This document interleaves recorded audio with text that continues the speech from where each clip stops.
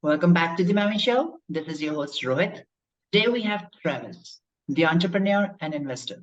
Thank you, Travis, for getting into the show, man. Hey, Rohit, nice to see you.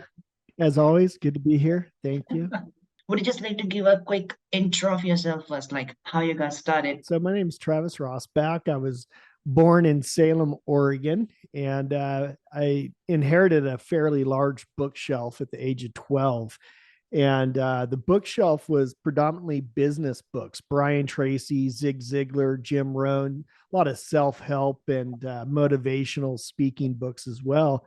And something about the bookshelf and all those books, it just really stuck with me. I just really was enthralled with entrepreneurship. And even though I still can't spell that, I'm still very much enthralled with everything business related. So I started studying business at the age of 12. I met my dad, who was living in the US Virgin Islands, owns multiple scuba diving shops in St. Croix, and at 14. And so at 14, I went down to the VI and started running, helping him working at, and then running the dive shops. 18, I graduated in Salem, went back home to the Virgin Islands, became a dive master, a dive instructor, and then eventually got a boat captain's license, and then started flying airplanes and became an airline pilot, flying seaplanes, St. Croix, St. Thomas, and Puerto Rico, seaborne. Started flying jets up in Florida, not Fort Lauderdale, but down in Stuart, Florida. And but then I just really missed business. I was having fun flying airplanes and going scuba diving and going on these big yachts, but I really wanted to do business. Uh-huh. So I quit the aviation industry, moved back home to Oregon, and started a fence company with my girlfriend at that time, and we did really well. We actually did really well our first year, and then our second year was going great.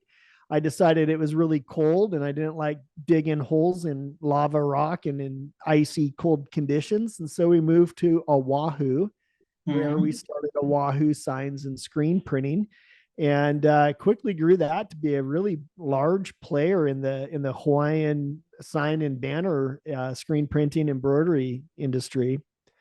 Did really well, and then the crash of '08 happened, and kind of pretty much lost just about everything at that time, and had to really pivot. And the one consistent factor that I kept finding between living in the Virgin Islands and traveling all over the planet, scuba diving and being on boats and in, under, and around the water, was the amount of garbage that I kept seeing washing up on our shores. A lot of it was plastics. Plastic water bottles was a big one. And so one day with the fence, or excuse me, with the sign company, I was thirsty. I just wanted a water bottle. I went into the sporting goods store, and they said, "We don't have any. There's this stuff called BPA in plastic. We don't know what it is, but it sounds like it's pretty gnarly. We want to get rid of all water bottles." I said, "Well, who's going to fill up this shelf?" And they said, "Nobody. There's nobody else to do this." And I thought, well, surely there must be somebody. But it hit me in the back of the head. It came out my mouth. I will do this. And I thought, Okay. oh, shoot, what does that mean? So I went out and learned what that meant, starting a water bottle company. I took off to Shanghai and started knocking on the doors at different factories until finally somebody let me in and said, maybe. And I took that maybe, and we started Hydro Flask, which turns out to be a fairly good sized double wall vacuum insulated stainless steel water bottle company. Did that for about 5 years, grew that real large, had all these big accounts all over the world, and I was quite happy with where I was.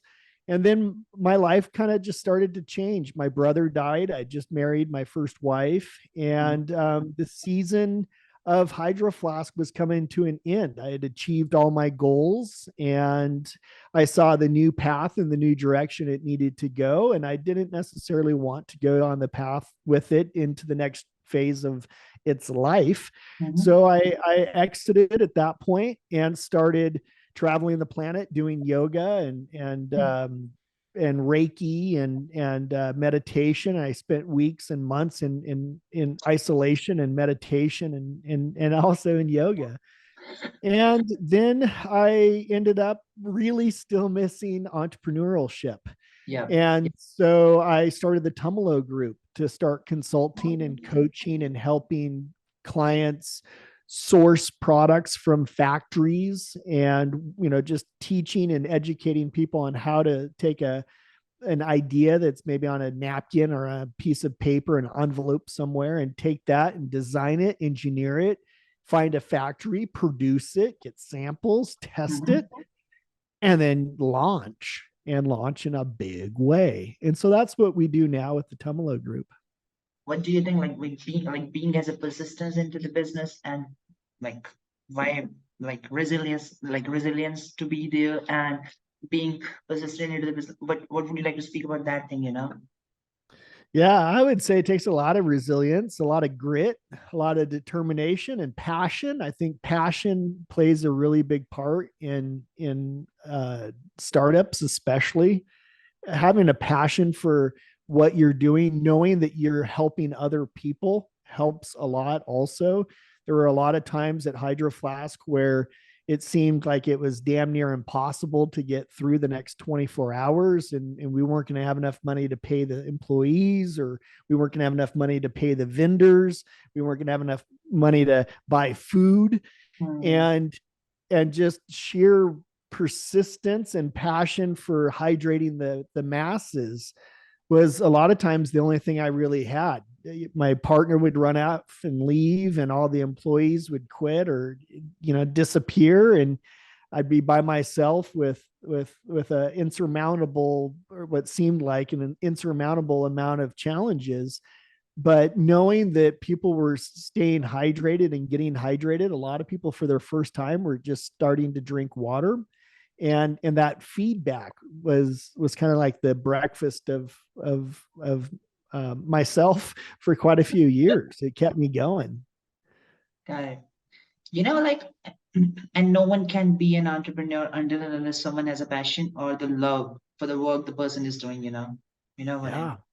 Yeah. Because if you don't love it, you don't have a passion for it, then it can be extremely difficult. It's very challenging being an entrepreneur.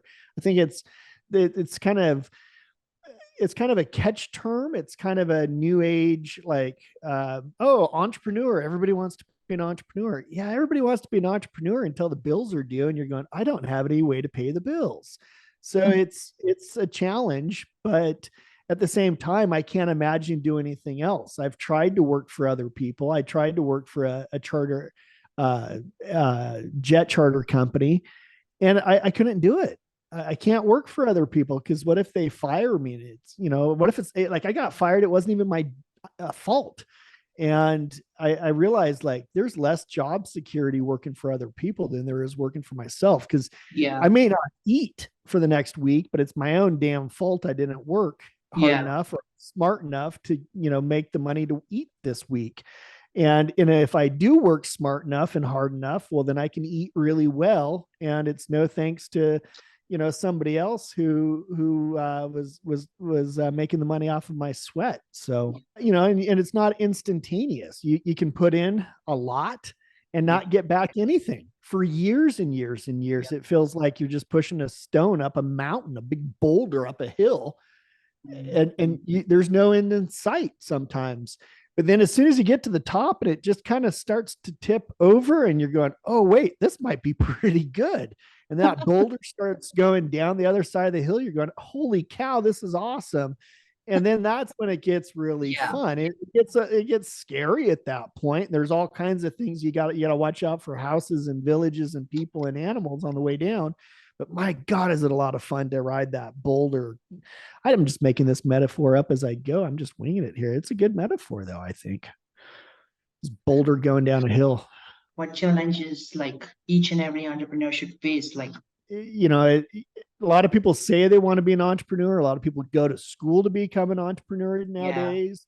And yet it's a challenge. And the psychological toll that comes from doing this is a big part that I don't hear a lot about. It's not sexy to talk about mental instability Uh-huh.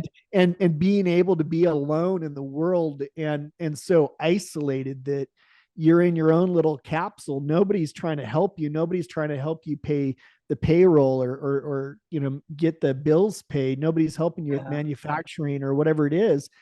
It can be lonely, it can be isolating, and it can be a bit maddening. And so it's again, it's like that's something that I just don't hear a lot of people talk about, but it's very real. And the psychological toll that it takes on people can be staggering. I mean, there's really no such thing as nights and weekends anymore when you become an entrepreneur. If you're fully engaged in your passion and you love what you're doing, you don't need a weekend. You don't want a Christmas party, that lasts longer than a couple few Yeah. hours. You don't want to go out with your friends drinking on the weekends. That's no longer entertaining. That's Yep. no longer fun. That's no longer rewarding or challenging. And then you also get into the birds of a feather flock together. So you start to think, well, shoot, if I go out with these guys drinking, is that really the type of people I want to be around? Or would I rather Real. be by myself working on my own dreams and my own future and my own passions? And do I want to elevate myself by myself so that later I can be around even more of the Mm. right people?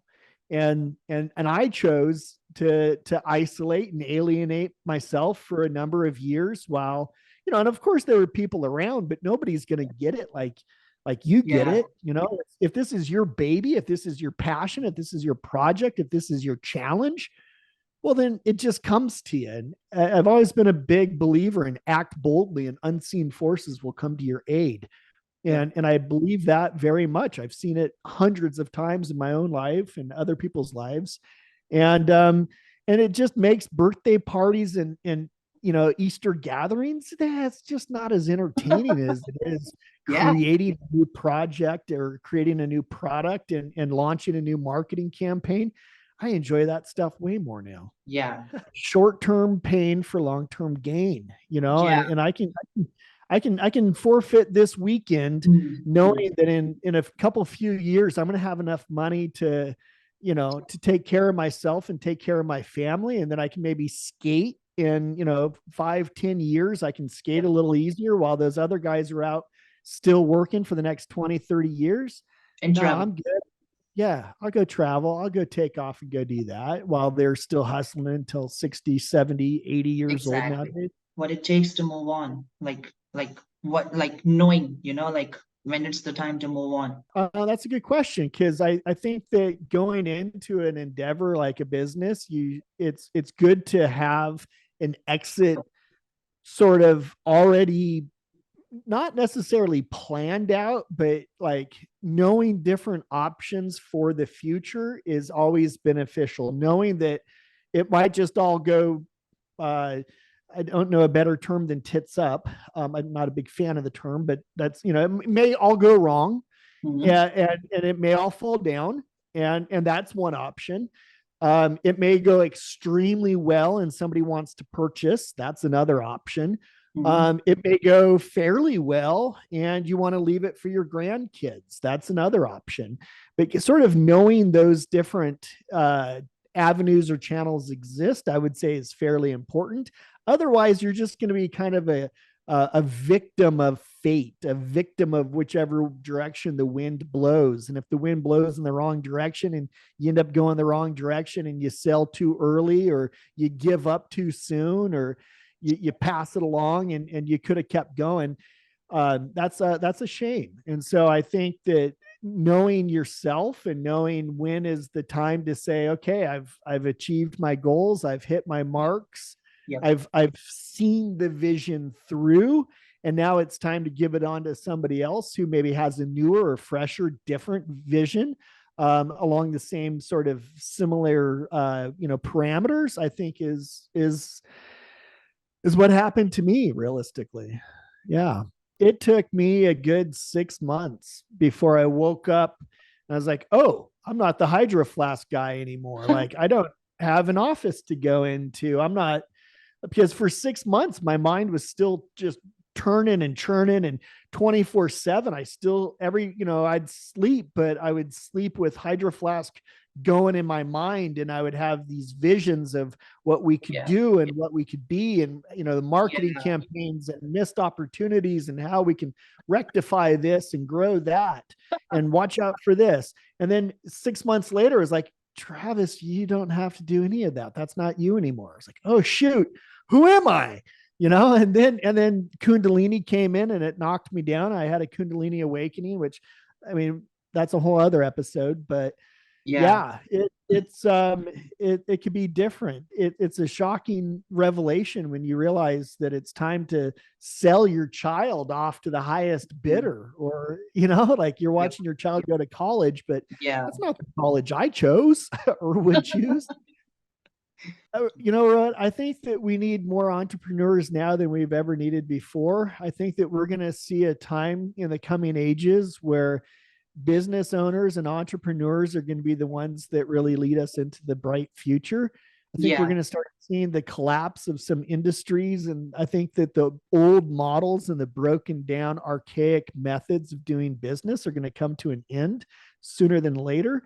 Yep. And the entrepreneurs are going to be the ones that can fill those spots and just knock it out of the gates for everybody. And so I really encourage people, if you're thinking about becoming an entrepreneur, if you think you have what it takes, even if you don't know if you have what it takes, I say still try, because if it's somewhere rattling around in your Yeah. Yeah. Yeah. mind, It's there's better. probably a reason for that. What it really takes to be as an entrepreneur. It takes determination, it takes grit, it takes long sleepless nights, and it takes passion, and it takes curiosity is another big one. A lot of just questions. You don't have to be the smartest person in the room. You don't need to even pretend to be the smartest person in the room.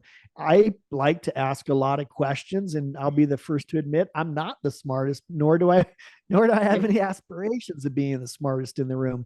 But as long as you know a little bit about each topic and you're willing to learn and ask a lot of questions, you can learn what you need to learn fairly quickly and easily, especially nowadays with the internet, with YouTube, Free. with LinkedIn. You're connected to probably anybody you need within 3 degrees of separation to learn, and ask people who've done it before.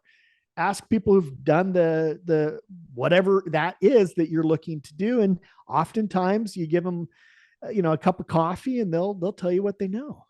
Someone is getting in as an entrepreneur, what the quick notes or to-do list they should be having into them. A to-do list is to start, even if you just start, just buy the domain, Yeah. buy the idiot's guide to whatever it is you're interested in. Start learning the terminology, learn the language, learn the philosophies of people who are doing what you want to do or what you're interested in. Reach out to those people, talk to them, go in and visit them, visit your soon to be competitors and learn what they're doing right and learn what they're doing wrong. Gather information. Be curious and gather information. And then just go do it. There's never going to be a time. Nobody's ever going to say, okay, it's 8 o'clock Monday morning, time for you to start. That's not going to happen. You have to just take initiative and start yourself. If you have an idea for a name, I suggest write down 5 or 10 names you think Yep. might be a good name for your company, and then have your credit card ready. And if the domain is available, buy it. Because if you don't buy it, if you just search, somebody else will buy it. The next time you go back to search for it, it'll be Yeah. available. It'll just be $2,000. So Yeah. go in with your credit card and buy the domain for $10. And if after 1 year you don't do it, well, fine. But if you do Yeah. it within the next year, you're going to be stoked that you paid the $10 to get the domain. Awesome, Travis. Well, thank you so much for having into the show, man. I think we loved it, and audience will always love it. And it was amazing to talk to you. Yeah, I'm glad this worked. It's so good to see you, Rohit. And don't be surprised if I show up in northern India and I'm just come knock on your door and be like, hey, man, let's just go out and have a drink. Let's go. I'll buy you the Starbucks. Yeah, obviously. We will be sending you the coupons though. Yeah. Yeah, I'll use the discount code, but I'll buy it. We got it. Thanks, man. Thanks. Thank you Have so a much for great having day. me. Yep. Cheers. Cheers.